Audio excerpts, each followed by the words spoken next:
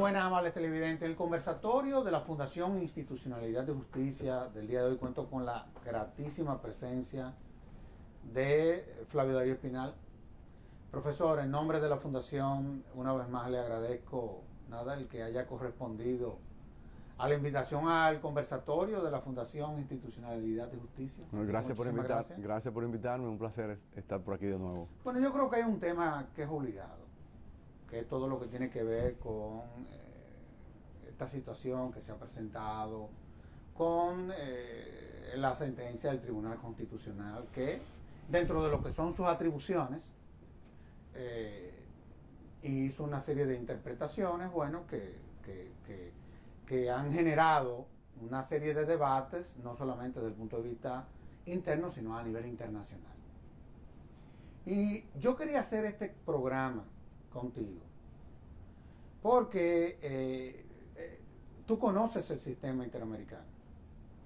No solamente fuiste embajador en la OEA, estuviste en Washington también como embajador dominicano allá, pero también, y eso quizás sea una primicia, tú y yo tuvimos en la Comisión Interamericana, y el primer caso que le llegó a la Corte Interamericana de los Derechos Humanos, nosotros fuimos los abogados que representamos los intereses del Estado dominicano. Y como cosa de la vida, los casos que nosotros manejamos, yo diría que en todos tuvimos ganancia de causa, esa es la verdad. Y quería hacer este preámbulo un tanto como para que el televidente entienda de que en el caso tuyo fundamentalmente no se trata de un teórico, sino de una persona que en todo lo que ha sido el ejercicio, no solamente de su profesión como abogado, sino también como diplomático, ha jugado de los mejores roles en defensa del interés nacional. Y yo quisiera comenzar en cuál era el contexto que se dio, no solamente cuando, primero, en qué contexto se firmó la convención, sobre qué base se firmó, en todo lo que fue el proceso de ratificación, qué implicó esa ratificación, si hubo algún tipo de reserva, para luego entonces tratar el tema de cuál fue el mecanismo que utilizó el Estado Dominicano para acoger la competencia de la Corte Interamericana. ¿Qué era lo que pasaba? ¿Qué fue lo que pasó? Sí, gracias, Sergio Tulio. Mira, la Convención Americana sobre Derechos Humanos fue aprobada en el año 1969 en San José de Costa Rica. Y por eso se le llama también el Pacto de San José. Claro. En esa época, la OEA era exclusivamente, estaba integrada exclusivamente por los países de América Latina y Estados Unidos. Cuba, obviamente, estaba suspendida desde el año 1962, pero América Latina y Estados Unidos. Los países caribeños ni la independencia habían obtenido, la mayoría de ellos, y no eran parte de la OEA. Y Canadá vino a ser miembro de la OEA en el año 1990. O sea que en el momento en que se da la convención, que se aprueba la convención, era básicamente el organismo interamericano Estados Unidos, América Latina. Esa convención se da en un contexto en el que habían regímenes democráticos y regímenes autoritarios en la región. Regímenes democráticos, obviamente Costa Rica, Venezuela, Uruguay, entre otros, pero habían regímenes autoritarios, algunos militares, otros no. Cuando se aprueba la convención tiene dos órganos, la Comisión Interamericana de Derechos Humanos y la Corte Interamericana de Derechos Humanos. El primero no es un tribunal, es un órgano que recibe las denuncias individuales de víctimas o alegadas víctimas de violación de los derechos humanos. En segundo lugar, rinde informes temáticos o rinde informes por países, cuando hace visita in situ o in loco, como le llaman. Y cuando se lleva un caso a la Corte, solo la Comisión Interamericana puede llevar a la Corte los casos. Es decir, una persona no puede apoderar a la Corte Interamericana, ni una entidad no gubernamental, aunque ha evolucionado el reglamento y hoy día los representantes de las víctimas sí tienen un papel en el proceso ante la Corte una vez la Comisión ha llevado el caso. Pero bueno, dos órganos. La convención incluyó un artículo, que es el artículo 62.1, 62 numeral 1, Correcto. que dice que en lo que tiene que ver con la Corte Interamericana, cómo se accede a la Corte, dice que el Estado, ya sea en el momento en que deposita el instrumento de ratificación o en una fecha posterior, puede declarar que acepta la competencia de la Corte Interamericana de Derechos Humanos sin convención especial alguna. Claro, claro. ¿Qué ocurre? ¿Cuándo se firmó, cuándo el Estado Dominicano firmó la convención y cuándo la ratificó? La firmó en diciembre del año 1977. Con el presidente Balaguer. Con el presidente Balaguer hacia el final del gobierno de los llamados 12 años. Y el Congreso de la Nación, controlado por el Partido Reformista, casi en su totalidad, ambas cámaras legislativas, ratifican la convención. Cuando el Estado Dominicano ratifica esa convención, sus disposiciones son normas internas y el Estado se rige por ellas.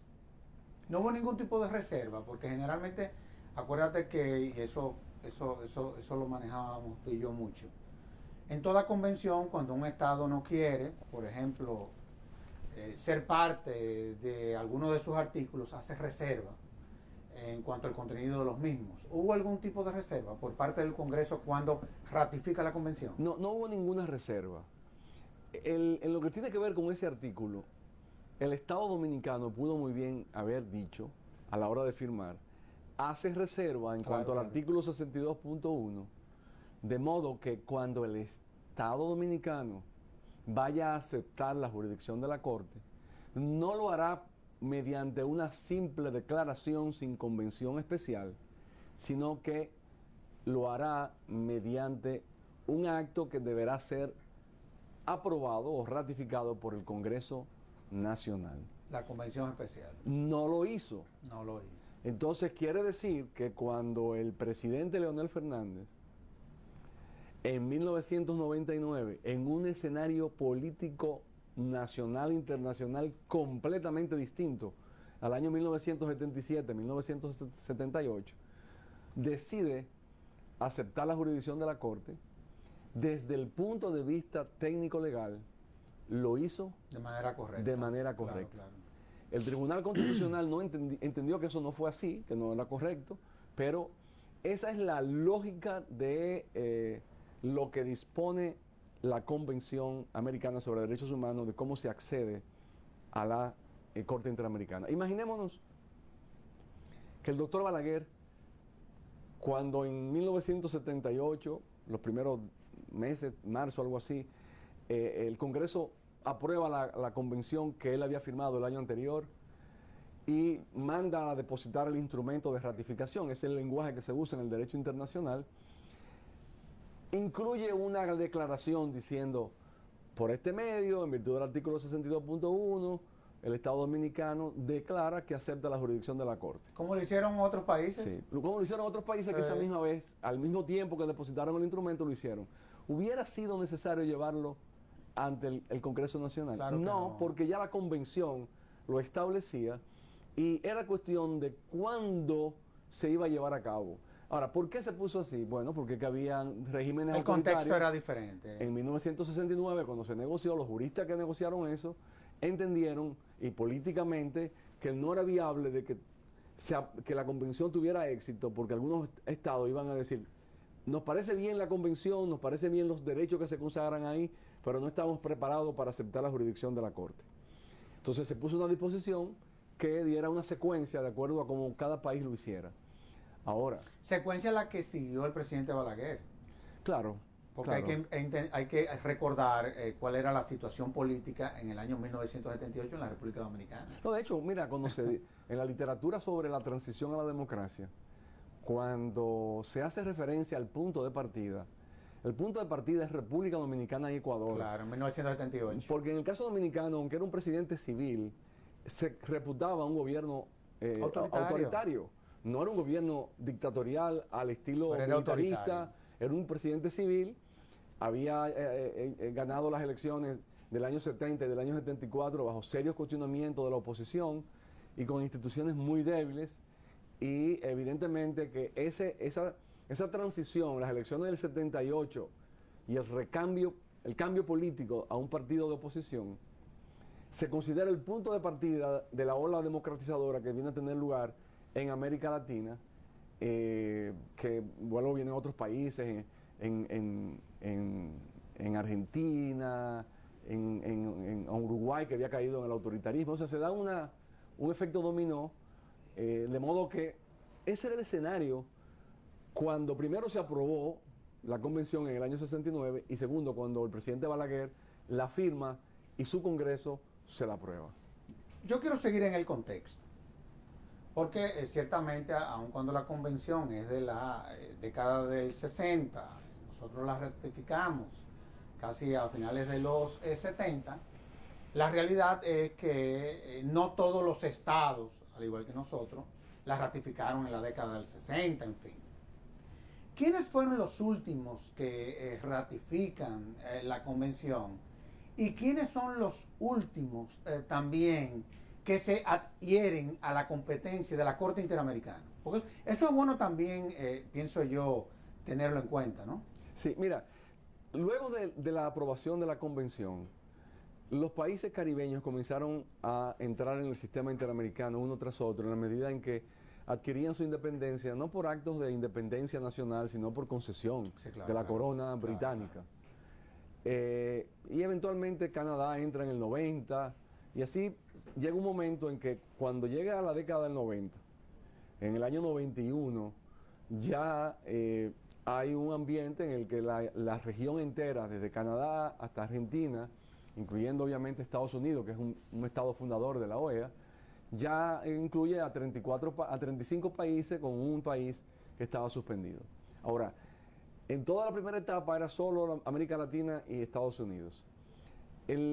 La Corte Interamericana de Derechos Humanos, hay que decir que devino prácticamente en una corte latinoamericana. Sí, así es. Porque Estados Unidos, aunque firmó la convención en el gobierno de Carter, nunca el Senado la aprobó, claro, que es el órgano competente. Los países caribeños, solamente dos, Surinam y Trinidad y Tobago, en esa época de los 90, habían aceptado la jurisdicción de la Corte. Y en lo que tiene que ver América Latina, ni siquiera todos la habían aceptado. De hecho, la República Dominicana, entre todos los países de América Latina, en el 1999 fue el último país que la aceptó.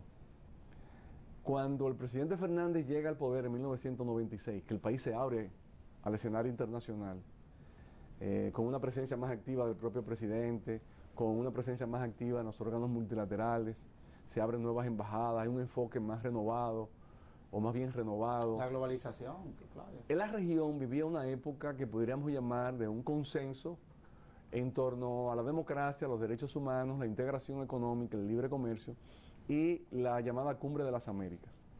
Ese consenso dura poco, porque luego viene el movimiento en Venezuela con Hugo Chávez, que comienza a cuestionar la democracia representativa, el libre comercio, el papel de Estados Unidos. Pero en esa época de los 90 hay ese consenso que se articula alrededor de la Cumbre de las Américas, la nueva visión de la OEA del presidente Gaviria, que pasa a ser secretario general de la OEA, la resolución 1080 que se adopta en Chile, que es lo que estableció el principio de la defensa colectiva de la democracia, que luego deviene en la Carta Interamericana, la Carta Democrática Interamericana en el año 2011, de modo que ese es el ambiente en el cual se produce la entrada de República Dominicana a la Corte Interamericana. Ahora, antes que la República Dominicana, como te decía, faltaban 4 países. En ese periodo 96-99 faltaban 4 países. Haití, México y Brasil, México y República Dominicana. Sí, y en ese mismo orden entraron estos países, Haití, Brasil, a la Corte Interamericana, porque ya eran parte de la convención. Y México, o sea, los dos colosos latinoamericanos. No, y los que se sienten ser los más nacionalistas de América Latina. Por mucho, porque el nacionalismo mexicano... No, eso es increíble. Y los brasileños también, ¿eh? Una nación muy fuerte, ambas. Toda nación es fuerte. Sistema federal de los dos. Pequeño, aún los países pequeños tienen el orgullo, y así debe ser, de su patria, de su tierra, de su gente, de su cultura, de sus valores. Pero estos son países que manifiestamente lo tienen. ¿Y cómo se expresa en el escenario internacional? México, por ejemplo, nunca consintió la política norteamericana de aislar a Cuba. Claro, Y claro. mantuvo una relación diplomática con Cuba todo el tiempo. Claro, claro, claro. De modo claro. que eso te dice a ti cuán independiente Claro, claro, claro, claro. fue y ha sido México en su política exterior. No, y ni decir de Brasil, que Ni decir que siempre Brasil. se ha sentido ser, y eso lo digo con el mayor de los respetos, porque a fin de cuentas uno respeta mucho los países de América Latina. Siempre se creyó, y a veces hasta se cree que son un continente aparte. Ahora, Sí. esa es la realidad. Entonces, la República Dominicana es el último de los países latinoamericanos que entra, ya en el año 99, en un escenario en el que en las cumbres de las Américas los países pedían la aceptación, el Claro. involucramiento en la corte, etcétera. Ahora, hay una parte aquí que yo quisiera que tú y yo le expliquemos a los televidentes, porque es interesante. Yo recuerdo en el año 98 que el presidente Fernández nombró una comisión, yo fui parte de ella, en donde fuimos a solicitar la clemencia en Antigua de un dominicano que había sido condenado a la horca. Cuando llegamos ahí nos dimos cuenta que estas islas, que no eran parte de la Corte Interamericana y en fin, porque muchas veces se dice, bueno, pero es que los países del CARICOM no son parte de ese sistema. Uno lo entendió desde entonces porque en esos países existe la pena de muerte y eso chocaba con la convención. Eso fue así. Sí, por ejemplo, el caso de Trinidad y Tobago, Que la tuvo que que denunciar. sí firmó la convención y aceptó la jurisdicción de la Corte Interamericana en el año 1998, denunció la convención y se salió del sistema porque tenían dificultad en la ejecución de la pena de muerte. Claro. Su legislación estaba antes de ellos entrar a la convención, antes de ellos entrar a la convención americana, tenía la legislación de pena de muerte. La convención lo que prohíbe es que un estado que no tenga pena de muerte la incluya. Y tampoco permite... Cláusula pétrea. Y también exige que no haya un agravamiento de penas en ese sentido. Pero había una dificultad en la ejecución de la pena de muerte por el proceso de apelación que tenía que llegar a Londres, claro. en última instancia, y la espera a la pena de muerte era una espera muy larga y devino, según la Corte Interamericana, en una pena cruel e infamante, y le prohibía la ejecución de la pena de muerte. Trinidad y Tobago salió de la convención, pero ese era el tema que tenía Trinidad y Tobago. Y después de ahí, que yo sepa, Surinam es parte del sistema, de modo que yo digo que es una corte más bien latinoamericana. Estados Unidos, que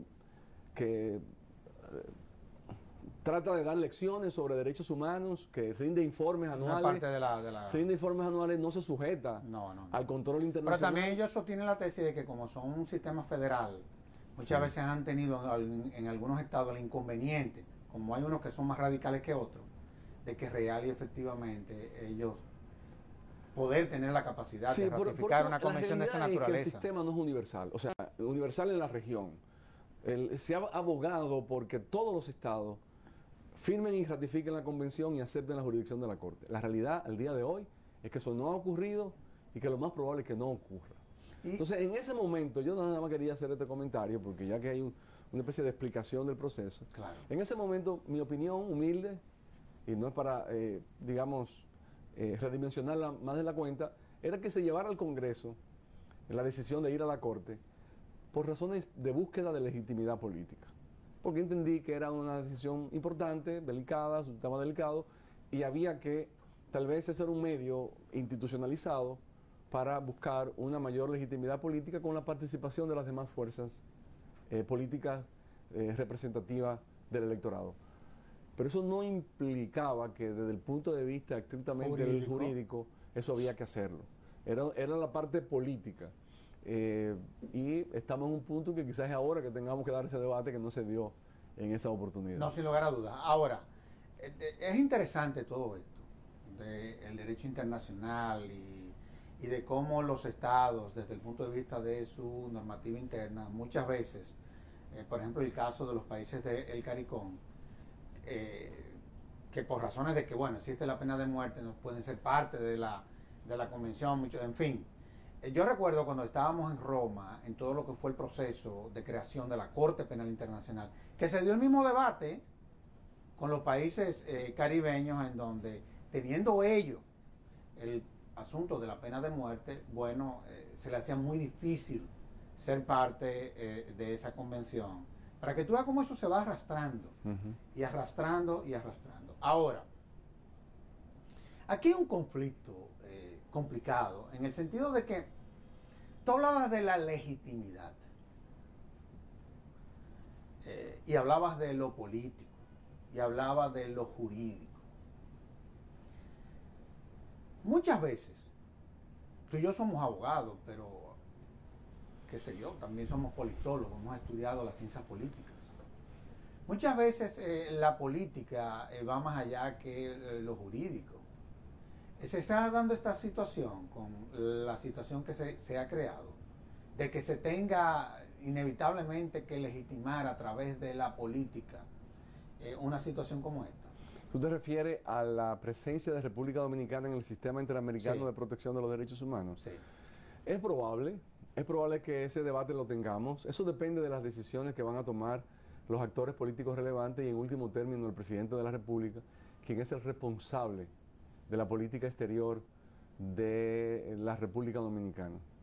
Parte del problema de la sentencia del Tribunal Constitucional es que arrastra al presidente de la República a tomar una determinada decisión. Claro, claro. Porque, ¿qué ocurre? Pero perdón, Flavio, pero digo yo, es muy duro tú que 10 jueces de un tribunal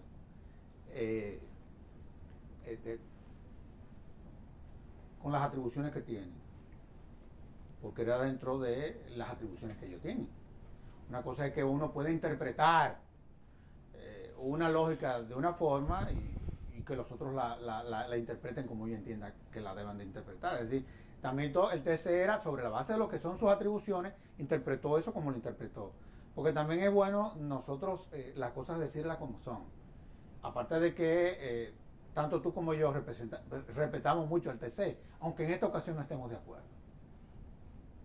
Pero es muy duro también para un país, esto lo digo con el mayor de los respetos, sobre todo de los magistrados, que un tema tan relevante como que sean 10 jueces de un tribunal quienes lo decidan. Yo no sé si tú me entiendes, pero no sé. Sí, mira, estas son decisiones de Estado y tienen un fuerte componente político.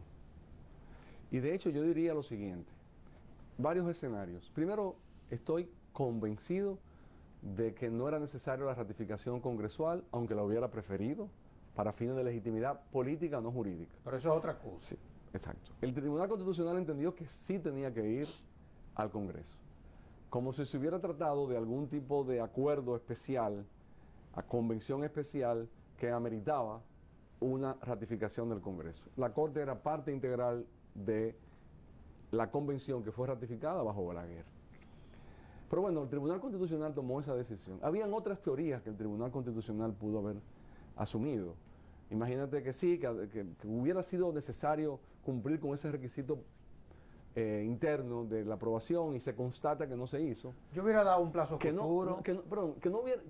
Que no es el caso, repito, pero no quiero, yo personalmente entiendo que no es el caso, porque no hubo acuerdo especial. Pero yo tampoco entiendo que no es el caso. Como algunos han querido decir, como si el embajador en ese momento ante la OEA, que resulta ser un servidor, firmara un acuerdo aparte con la OEA. Es una declaratoria hecha por el presidente de la República porque la convención se lo permitía.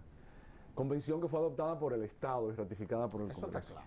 Ahora, pudo haber adoptado la doctrina Estopel, que dice que cuando el Estado se comporta de una manera determinada, de manera consistente, está dando aquiescencia a ese comportamiento y está diciéndole a los actores en el plano internacional que ha actuado de esta manera y consecuentemente debe actuar de la misma, en el sentido de que actuó durante 15 años bajo la premisa de que estaba vinculado a la Corte Interamericana. Entonces el Tribunal Constitucional pudo, aun si si hubiera sido necesario cumplir con esa formalidad, decir, bueno, no se cumplió, pero 15 años después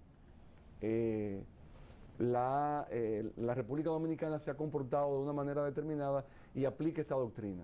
El Tribunal Constitucional ha acogido doctrinas que se han desarrollado en el plano internacional. Por ejemplo, en la sentencia 168-13, acogió la doctrina denominada del margen de apreciación. O sea que no es extraño al Tribunal Constitucional usar esa doctrina. Pero supongamos que el Tribunal Constitucional dijera, no quiero usar esa doctrina, porque no es parte de nuestro razonamiento. Hay otra doctrina en la tradición constitucional, en la teoría y la práctica constitucional, que es la llamada doctrina de la cuestión política. Pero de esa se ha hecho uso del Tribunal Constitucional.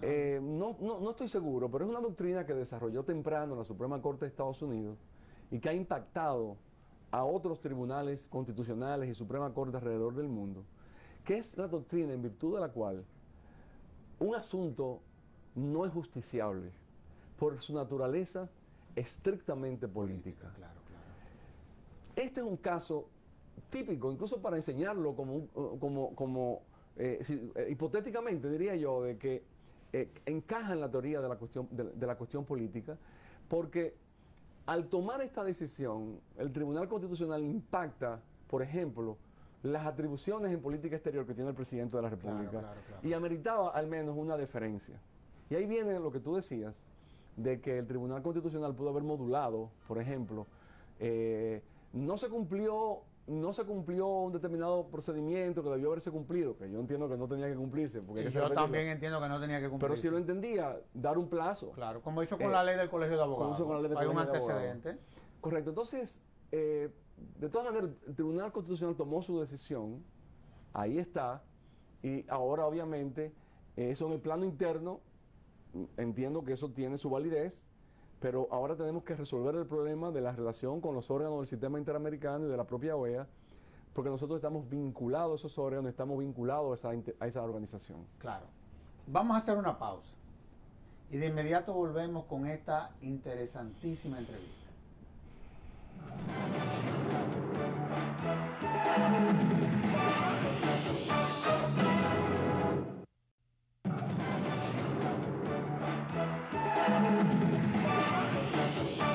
Bueno, la realidad es que hay una decisión del Tribunal Constitucional que sobre la base, vuelvo y reitero, de lo que son sus atribuciones, de un fallo. Pero aquí viene otro problema. Y eso lo sabes tú mejor que yo. Porque también hay que entender cómo funciona este tipo de sistema. Yo he visto que hay países en donde, habiéndosele presentado situaciones con la Corte fundamentalmente, he visto países que se han querido desvincular, ya no por decisiones de sus cortes o tribunales constitucionales, sino ya desde el punto de vista del jefe de la administración, querer dar un paso. El caso, por ejemplo, de Perú con Fujimori, que quiso desvincularse de la Corte y la Corte le dijo que no. El mismo caso de Ecuador, que hubieron algunas intentonas, pero hemos visto que Correa es tan inteligente que ahora Correa, que se quiso separar de la Corte, ahora está proponiendo como juez de la Corte un ecuatoriano. Pero vimos que, bueno, Venezuela sí se desvinculó de la Corte, pero ¿cuál es el procedimiento? Porque cuando tú te lees cómo funciona el sistema, cuál es ya la jurisprudencia que sobre este tipo de situaciones ya ha diseñado el propio sistema interamericano, ¿cuál es la situación nuestra frente a una decisión que evidentemente le ata la mano al presidente internamente, pero que parecería que no se la ata a la Corte Interamericana? ¿Cómo es esa situación?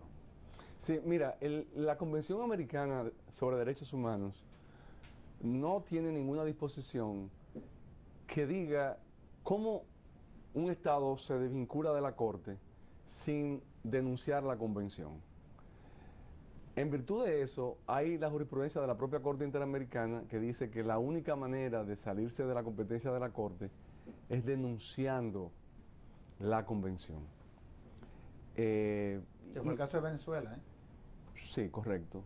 Y el caso de Trinidad y Tobago. Sí, pero recientemente. Más recientemente, pero en 1992. Porque el de Trinidad y Tobago fue por una situación, por un conflicto que tenía entre la norma interna y la convención. Por el caso de Venezuela no fue por un conflicto Sí. político. Entonces, aquí hay una discusión que es jurídica y es política a la vez. El Tribunal Constitucional hace una interpretación de lo que ocurrió en el año 1999. Llegó a la conclusión de que sí había que cumplir con el requisito de ratificación. Perfecto, esa es la decisión del Tribunal Constitucional.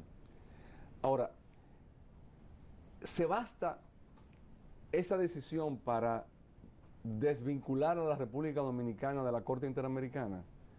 Mi respuesta es que no, porque este es uno de los casos en que hay un entrecruce entre normas de derecho constitucional interno, normas de derecho internacional, en un sistema en el que el Estado voluntariamente está participando, o ha participado desde su fundación y en lo que tiene que ver con, con la Convención Americana, desde que la firmó y la ratificó bajo el gobierno del doctor Balaguer. Entonces, aquí hay dos aspectos que podemos ver. Uno, hay quienes están diciendo, sosteniendo, que el país no se está desvinculando de la Corte Interamericana porque en virtud de esa sentencia nunca estuvimos. O sea, 15 años borrado completamente de la faz de la tierra. Eso tiene dos problemas. El problema jurídico es que el Tribunal Constitucional tiene, según la ley orgánica, el artículo 48, dice que la sentencia del Tribunal Constitucional en materia de acción directa en inconstitucionalidad tienen efecto a futuro, pero que la puede modular y establecer algún tipo de efecto retroactivo, pero tiene que hacerlo de manera expresa. De manera expresa. Y no lo hizo el Tribunal Constitucional. Lo otro es que, desde el punto de vista, el derecho no solamente es procedimiento. No, perdón, aparte de que los recursos de inconstitucionalidad en principio son constitutivos, de naturaleza constitutiva, no de naturaleza declarativa, para que los televidentes entiendan. Por ejemplo, un recurso de amparo es de naturaleza declarativa, pero un recurso de inconstitucionalidad no es el caso. Y por eso la ley, que tú la conoces muy bien de los procedimientos constitucionales, establece esa excepción, que cuando se quiere que tenga efectos retroactivos, de manera expresa, no solamente en las motivaciones, sino en las considerando, lo tiene que señalar la decisión. Correcto. Que no es el caso. Sí, exacto. Pero además, desde el punto de vista de la relación del Estado Dominicano con el sistema interamericano y con los actores internacionales, decir, lo que pasa es que no nos estamos desvinculando, no tenemos que denunciar la convención porque no nos estamos desvinculando, porque nunca estuvimos, es un argumento que no va a ser aceptado, o sea, porque no es creíble, además, desde el punto de vista lógico. De modo que, si la interpretación es que nunca hemos estado, esa es una interpretación que tiene problemas desde el punto de vista del derecho procesal constitucional interno como desde el punto de vista del derecho internacional americano. O sea, no se sostiene. Si al contrario, lo que se dice es que si nos estamos desvinculando mediante esa decisión de ahora en adelante, entonces ciertamente la pelota pasa a la cancha del Poder Ejecutivo, porque el Poder Ejecutivo tiene que resolver la problemática de que está insertado el Estado Dominicano en un sistema interamericano con reglas del derecho internacional americano que dice que la única forma de salirte de la Corte es denunciando la Convención. Y eso obviamente tiene un carácter político fuerte por las repercusiones que puede tener de imagen para el país y demás. De modo que la situación desde el punto de vista jurídico es novedosa, porque no hay como comparaciones que usted pueda aplicar ese caso de manera mutatis mutandi al caso dominicano. Pero lo cierto es que la tesis de que no nos estamos desvinculando porque nunca estuvimos, no se sostiene desde el punto de vista del derecho procesal constitucional interno, ni tampoco se sostiene internacional, porque los órganos del sistema van a decir, ¿y cómo es eso que usted nunca tuvo? 15 años usted viniendo y se hizo representar, usted nunca presentó la excepción de que no tenía competencia, usted... Hasta una juez dominicana. Sí, pero el Congreso creó la Suprema Corte, el concepto de... bloque de constitucionalidad, el Congreso, la resolución 1920. El Tribunal Constitucional en algún momento ha dicho las decisiones o la jurisprudencia de la Corte que nos vincula. O sea, hay todas unas manifestaciones del Estado que no hay forma lógica, de sentido común, ni desde el punto de vista sustantivo del derecho que se le pueda decir a otros actores, mire, olvídense de eso, que ya nunca estuvimos, eso no existió, 15 años, bórrenlo. Entonces, porque además si pasara eso, habría que revisar muchas cosas en la República Dominicana que se han hecho en base a la premisa de que el Estado Dominicano fue parte de la No, Corte. pero yo creo que eso ni vale la pena que nosotros aquí lo debatamos, honestamente hablando te lo digo. Ahora, hay un problema. Hay un problema porque la mayoría de los dominicanos entienden o creen que el hecho de que el TCE haya dictado esa decisión, estamos desvinculados de la Corte, y no es así como lo estamos planteando tú y yo. Y eso es bueno decirlo y repetirlo muchas veces. Muy bien, hay una sentencia del TCE que tiene un impacto político en la República Dominicana. Eso está perfecto. Pero que sepa el Estado Dominicano que para la Corte Interamericana eso no vale, no tiene ningún valor, honestamente hablando. Y quienes crean que esa sentencia nos desvinculó de la Corte, aquí lo que va a pasar es lo siguiente, y eso es bueno que se sepa. Pero no es porque lo estemos diciendo, proponiendo tú y yo, es porque eso es así como funciona. Que van a seguir llegando casos a esa Corte, y si el Estado Dominicano no se hace representar, nos seguirán condenando. Y el escándalo será mayor. La verdad es que el presidente Medina tiene una situación sumamente compleja. Ahora, hay un tema, porque yo creo que todo lo que es esta secuencia, este proceso, de cómo se ha comportado el sistema frente a situaciones que se le han presentado a otro estado, cómo han reaccionado los estados, cómo han tenido que muchas veces recapacitar, el caso peruano, de Ecuador y otros. Otros cómo han tenido que tenerse que acoger al mecanismo que establece la convención de denunciar si se quiere salir del sistema, que es el artículo 78, si más no recuerdo. Pero hay otro caso que de una u otra forma esta decisión le impacta, y es lo que tiene que ver con la sentencia que dictara la Corte Interamericana de los Derechos Humanos, que tú y yo hemos criticado tanto. Primero la hemos criticado porque eso nunca debió de haber llegado ahí.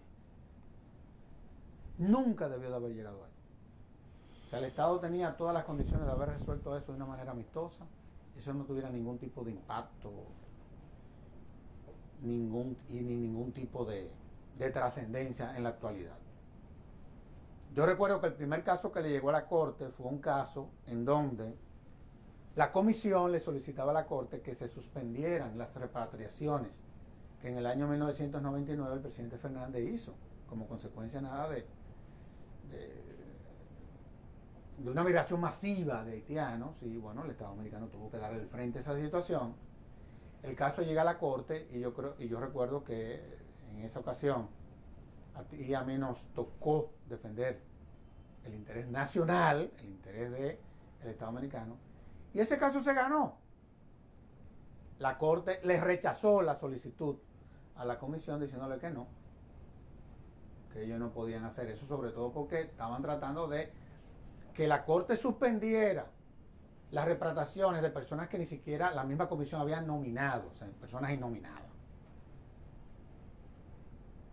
Y la verdad es que cuando uno ve cómo ese caso se llevó, ya no vale la pena entrar en eso. Ahora, la convención establecía, o establece, si mal no recuerdo, en su artículo 67, 69, cuando se dan situaciones como esta, es decir, en que el Estado se siente disgustado de cuál fue el contenido de la decisión, establece un plazo de 90 días para que entonces el Estado plantee su posición frente a lo que el Estado, que es el caso, ha entendido que ha sido un abuso por parte de la Corte Interamericana de los Derechos Humanos. Oye, pero ahora tenemos un dilema grande. Porque ¿cómo entonces el presidente va a hacer uso de ese plazo si el TC lo declaró inconstitucional? ¿Cómo tú ves esto? Porque esto es un verdadero rompecabezas, honestamente hablando, y en honor a la verdad. Sí, definitivamente que lo es porque hay una decisión del Tribunal Constitucional El gobierno no puede socavar esa decisión. Claro que no. Lo que tiene que buscar una forma de reconciliar la decisión del Tribunal Constitucional con la relación del Estado con el sistema interamericano, bajo una premisa distinta a la que quieren algunos de decir que nunca tuvimos. Es bajo la premisa de que sí tuvimos y ahora hay una situación en la que hay una determinación del Tribunal Constitucional, básicamente declarando inconstitucional aquella declaratoria del año 1999. El Estado Dominicano tiene que buscar una solución a la situación creada, resolverla, y en este momento podría ser cuestionado fuertemente si el Estado va a la Corte Interamericana haciendo uso de lo dispuesto por el artículo 66, ciertamente, 66. hacer una especie de solicitud de aclaración, de determinación de sentido de algunos componentes de la sentencia. Entonces, obviamente que ese es un recurso que es problemático plantearlo. Ahora, ya que estamos hablando de aspectos de la sentencia de la Corte Interamericana, yo sí, ciertamente escribí un artículo sobre eso. Muy bueno, por Tengo serias diferencias, serias reservas y críticas a la decisión de la Corte en lo que tiene que ver, no tanto a la adjudicación respecto de una persona u otra que reclamó unos derechos desde el año 99 y se vino a fallar en el 2014. Por eso coincido contigo de que pudo haberse resuelto el problema en algún momento durante todos esos años, sino en cuanto a la interpretación que ha hecho sobre el tema de la nacionalidad. Y a mí me parece que la Corte Interamericana de Derechos Humanos actuó sin el menor sentido de la prudencia, No, increíble eso. de la cordura, de la autolimitación, Increíble, y increíble. actuó como, o sea, con una libertad tal, sin entender los factores políticos internos de una nación y los intereses envueltos en una nación en un contexto determinado. O sea, se comportaron como lo que Platón llamaba los filósofos reyes. O sea, ellos están allá arriba y le dictan a una nación que tiene que cambiar sus normas en lo que tiene que ver con la nacionalidad. Y prácticamente ha situado al Estado Dominicano en un dilema indeseable. ¿Por qué? Porque eso es inaceptable. O rechaza, como el gobierno hizo, Eso es inaceptable. la decisión de la Corte, o la implementa En una generando parte, una crisis política interna, porque Claro, no. la sociedad dominicana no lo eso aceptaría. es inaceptable. Entonces, los jueces de la Corte, con un fundamentalismo de los derechos humanos, han querido imponer una visión uniforme de la nacionalidad que en último término le hace daño a la misma Corte y al sistema interamericano, porque un Estado que es parte del sistema y que entiendo que la mayoría de la población quisiera ser parte de ese sistema, pero si viene con decisiones de ese tipo, evidentemente La van a rechazar. que la sociedad va a decir, no, mira, de ahí no puede pasar. Pero no, Entonces, no hay un sistema de nacionalidad única no, tampoco. pero lo que pasa es que y aquí esta es una parte un poquito más técnica, pero quiero comentarla. Hay dos argumentos que usa la sentencia de la Corte, o la Corte en su sentencia sobre esto. Lo primero es que la Corte entiende que dividir los hijos de extranjeros en estatus regulatorio, en estatus migratorio regular, que sí tendrían el derecho a la nacionalidad, versus los hijos de extranjeros en estatus migratorio irregular, que no tendrían derecho a la nacionalidad. Él entiende la Corte que viola principios de no discriminación, Sí, claro. principios de igualdad, etcétera. Ahora, ¿por qué? Porque dice que el Estado no tiene un motivo razonable para hacer eso, que no sea discriminatorio contra un determinado grupo de personas, que son los de origen haitiano. Y yo digo, no, el Estado tiene intereses legítimos para poder hacer ese tipo de clasificación. Claro, cualquier clasificación en la doctrina de interpretación constitucional, cada vez que hay una clasificación de algo, entra en efecto lo que se llama el escrutinio estricto. Es una doctrina establecida en la tradición constitucional norteamericana. El escrutinio estricto. ¿Qué es lo que pasa? ¿Por qué usted hace esa distinción? A ver si está inspirada en una discriminación. El Estado responde, no hay una discriminación, porque pueden ser dos suizos que vinieron y se quedaron aquí, o pueden ser dos alemanes o dos italianos. Es que de interés del Estado no incentivar la inmigración extranjera, por ejemplo, irregular, o es de interés del Estado, digamos, tener más control sobre su nacionalidad. O sea, tiene intereses legítimos, razonables, que el Estado puede defender para tener ese régimen de nacionalidad. Entonces, para mí la Corte, con esa jurisprudencia que ya la había establecido en el caso de Jan y Bosico, con la cual estuve en desacuerdo en ese aspecto también, Sí, claro. me parece que está aplicando de manera muy rígida el principio de no discriminación. Y el otro argumento, que también es jurídico desde el punto de vista de la Corte, es que ellos hablan de lo que se llama la nacionalidad efectiva.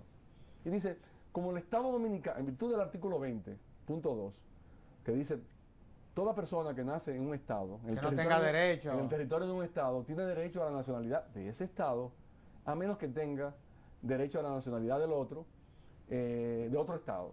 Entonces la Corte dice, hace una aplicación extensiva de esto y dice que el Estado Dominicano no tiene forma de establecer que efectivamente los hijos de los migrantes irregulares en el país van a poder tener acceso a esa nacionalidad, incluso por razones de orden burocrático, de deficiencia en el registro civil. ¿Y qué tenemos nosotros que ver con eso? Entonces aquí viene un problema muy delicado, que la Corte Interamericana para mí ha fallado completamente y ha perdido el foco y ha perdido el sentido de la realidad. Que dicho sea de paso, otro elemento en la interpretación constitucional, en la tradición estadounidense, pero no solo, también en parte de la tradición europea, es lo que se llama el pragmatismo de las decisiones jurisdiccionales en materia constitucional, que es tan delicada porque está envuelta el derecho y la política. ¿Cuál es el pragmatismo en el buen sentido del término? Medir las consecuencias de tus decisiones. O sea, ¿cuáles son los efectos? Si tú impones esa decisión al Estado y el Estado la adoptara, el Estado va a perder control total de a quién le otorga la nacionalidad. Además de que le estaría dando precisamente una especie de incentivo, en el caso de Haití, para que Haití no se preocupe por registrar, claro, que de hecho nunca se ha preocupado, a su nacional y otorgarle su documentación y decirle, no, nosotros no tenemos que hacer nada, porque en definitiva ellos están obligados a darle la nacionalidad dominicana y algún día vendrán aquí. Entonces, en resumen, hay buenos motivos para estar incómodo con esa sentencia de la Corte Interamericana. Una cosa no quita la otra. Claro, o sea, toda la primera parte de nuestro conversatorio ha estado enfocado a la situación que se ha creado a partir de la sentencia del Tribunal Constitucional, o al menos una parte de nuestro conversatorio. La primera parte fue más bien el contexto. Ahora, introduzcamos ese elemento de la Corte Interamericana y a mí me parece que ellos se han comportado sin tomar en cuenta una realidad y piensan que es muy posible que con una sentencia pueden imponerle de manera, digamos, uniforme, de manera obligatoria, una transformación de un régimen jurídico de nacionalidad que por demás, en el derecho internacional general, se considera un atributo exclusivo de los estados, determinar quiénes tienen el derecho a acceder a la nacionalidad. Y eso viene desde hace muchísimos años, desde la Convención de Viena, y todas las convenciones han sido coherentes en ese sentido. Ahora, tú has hablado mucho del componente político de todo esto. Y la verdad es que no solamente es el Estado Dominicano, la sociedad dominicana quien se siente mal con el comportamiento de la Corte Interamericana, es que todos los estados que son parte de la bendita Corte Interamericana generalmente se sienten muy mal. ¿Tú no crees que, por ejemplo, en el caso del presidente Danilo Medina, que es una persona que tiene un liderazgo en la región, está considerado como el presidente más popular de América Latina? ¿No sería prudente en esta ocasión que, haciendo uso de ese liderazgo y frente a una situación que no es propia del Estado Dominicano, sino que se le ha presentado a otros estados que son parte de la convención, ver de qué forma en el escenario de la OEA se convoca una reunión a ver si esta situación se modula? Porque la verdad es que permanentemente los estados, unas veces la Corte con razón, por otras veces, teniendo los estados la razón, hay un conflicto que está resultando ser perjudicial para todo el sistema. Esa es la realidad. ¿Tú no crees que sería conveniente, qué sé yo, iniciar una acción de esa naturaleza? Tú fuiste diplomático y yo creo que tú tienes una visión que va en esa dirección. Sí, evidentemente que sí. Los estados han estado siempre planteando la necesidad de la reforma del sistema. Es un debate político complicado porque evidentemente que entre los estados de la región no hay uniformidad de criterios sobre eso, pero hay bastante queja en los estados respecto a decisiones que ha tomado la Corte, pero a la vez también hay bastante apoyo en muchos estados, caso Uruguay, Costa Rica, Para poner de ejemplo, hay muchos tribunales constitucionales en la región, Suprema Corte, que siguen al pie de la letra, de manera estricta, la jurisprudencia de la Corte Interamericana, caso de Colombia. El mismo Costa Rica. Costa Rica, por supuesto. Pero sí, yo creo que la República Dominicana tiene un ángulo muy particular, que es el ángulo del tema de la nacionalidad, en el contexto de una relación problemática con Haití, un país que por lo demás, el único en la región, que ha estado sometido a resoluciones del Consejo de Seguridad de las Naciones Unidas bajo el capítulo 7, que no es otra cosa que en contexto en lo que hay una amenaza a la seguridad y a la paz por la crisis política que ha estado Haití, y nosotros somos vecinos de ese país. Entonces, República Dominicana tiene buenos motivos para decir, aquí hay una corte que está extralimitándose, que no está actuando con la prudencia necesaria y está causando unos perjuicios que está en último término haciéndole daño al propio sistema interamericano, y llevar el debate. Obviamente la decisión del Tribunal Constitucional le complica el escenario al gobierno, porque tiene primero que resolver este problema y cómo dar respuesta a una decisión del Tribunal Constitucional, pero que nos deja con la parte que tiene que ver con el vínculo con el sistema interamericano sin resolver, y eso corresponde a los órganos políticos, particularmente al jefe de Estado, de qué es lo que tiene que hacer. ¿Tú entiendes? Entonces estamos en un escenario de múltiples elementos en lo que evidentemente se hace necesario tener cabeza fría, pensar bien, consultar bien, oír diferentes puntos de vista. Para no perder el juicio. Diferentes puntos de vista y eventualmente el presidente de la República tomar una decisión cuando él tenga la visión total que desde su condición puede tener, que no la puedo tener tú o yo o el otro que esté allí. Es bueno lo que tú estás planteando, porque una cosa es tú perder un caso y otra cosa es tú perder el juicio. Ojalá y que el presidente Danilo Medina no pierda el juicio en esta ocasión, como nunca lo ha perdido. Siempre ha tratado de buscarle una salida a los problemas que se le han presentado, que muchos de ellos ni siquiera eran parte de su agenda, ni parte de su programa de gobierno. Ahora, nos quedan 2 minutos, porque aquí también hay algo que tú y yo hemos visto, lo hemos comentado, y es que, y volvemos a la Corte Interamericana, en donde en su decisión, un caso que se cierra hace unos años, luego fue que intervinieron otras decisiones del Tribunal Constitucional, bueno, que son parte inclusive hasta de la propia sentencia esta. Es muy duro decir lo que yo voy a decir, pero lo voy a decir. Cuando tú analizas el caso, tú te encuentras con que el Estado Dominicano, a mi juicio, pienso que también cometió un error. Y es que habiendo una parte llevado lo que fue la sentencia 168, entonces el Estado haciéndose representar no sé por quiénes, entonces llevaron todo lo que era el plan de regularización, la ley que tiene que ver con regular a las personas que de una u otra forma impactó la sentencia 168, en fin. Y a mi juicio, desde el punto de vista procesal, cometen el error de sumarse a una estrategia que nunca debieron de haberse sumado. Porque si no se hubieran metido en eso, la Corte no se hubiese podido pronunciar en esa dirección. Esa es tu visión también. Sí, yo pienso lo mismo. Oye, pero ese fue un error grave. Sí, eso se hizo bajo el concepto de hechos sobrevinientes. Se produjo incluso 6 meses después que se había celebrado la audiencia. ¿Pero cómo cometimos ese error? Y yo estimo que sí, que la Corte no iba a... no tenía por qué adjudicar, pronunciarse sobre aspectos ya de carácter normativo general si no se lo hubiera llevado a su consideración, porque un tribunal conoce lo que se le presenta. Pero claro, lo que es parte del proceso. Sí, de todas maneras la Corte tiene una filosofía sobre este tema de la nacionalidad que a mí me parece que es una filosofía que es contraria al interés nacional que se ha reflejado en la Constitución de 2010 sobre cuál es el enfoque respecto de la nacionalidad. Entonces, puede ser que ciertamente no hubiera tenido la oportunidad de pronunciarse, pero sí hay que estar consciente de que la Corte tiene una concepción sobre la nacionalidad que pone al Estado Dominicano en una situación extremadamente difícil, porque básicamente le está diciendo Estado Dominicano, usted nada más puede tener un solo régimen de nacionalidad, que es que todo el que nazca aquí es dominicano.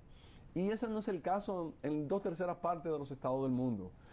Podemos o no estar de acuerdo con un régimen más restrictivo o no, pero eso es una decisión soberana. Claro. Una decisión soberana. Hay buenas razones para que sea abierto y hay buenas razones para que sea restringido. Claro. En un país como el nuestro, en donde tenemos un problema de una relación con nosotros con tenemos Haití, nuestras razones. El país tiene sus razones y se manifestó en la Constitución de 2010, por ejemplo, que de manera unánime en la Asamblea se votó a favor de eso. Tengo entendido que de manera unánime. De modo que las fuerzas políticas representadas en la Asamblea Revisora se reflejaron en la Constitución con esa norma. De modo que la Corte no nos puede decir a nosotros, ustedes tienen que usar un régimen específico de nacionalidad, ya sea de facto o de jure. Y eso el Estado Dominicano no lo puede aceptar porque sencillamente estaría perdiendo sus atributos soberanos. Otra cosa es que el Estado Dominicano use sus normas legales y constitucionales o reglamentarias y la aplique de manera discriminatoria expresa contra un grupo que no es el caso. Por su condición racial, por su condición étnica, por su condición religiosa, y que evidentemente identifique un grupo. ¿Qué es lo que ellos han querido llegar a esa conclusión? Con esa disposición no hay distinción entre uno y otro. De hecho, en el libro de extranjería que está siendo puesto en práctica, que ha sido puesto en práctica por la Junta Central Electoral, hay personas de diferentes orígenes, ascendientes de diferentes nacionalidades, a los cuales se le aplica la norma de la misma manera, de modo que no es discriminatorio. No, sin lugar a dudas. No, sin lugar a dudas que esto es inaceptable. De todos modos, el tiempo se terminó. Y en nombre de la Fundación quiero agradecerte una vez más, sobre todo por la cátedra que has dado no solamente de política, sino también de derecho interno, de derecho constitucional y derecho internacional. Así que en nombre de la Fundación, Flavio, gracias una vez más por haber correspondido a este conversatorio. Gracias a ti por invitarme. Y a ustedes, amables televidentes, les decimos hasta la próxima, en donde estaremos en un nuevo conversatorio de la Fundación Institucionalidad y Justicia. Hasta entonces.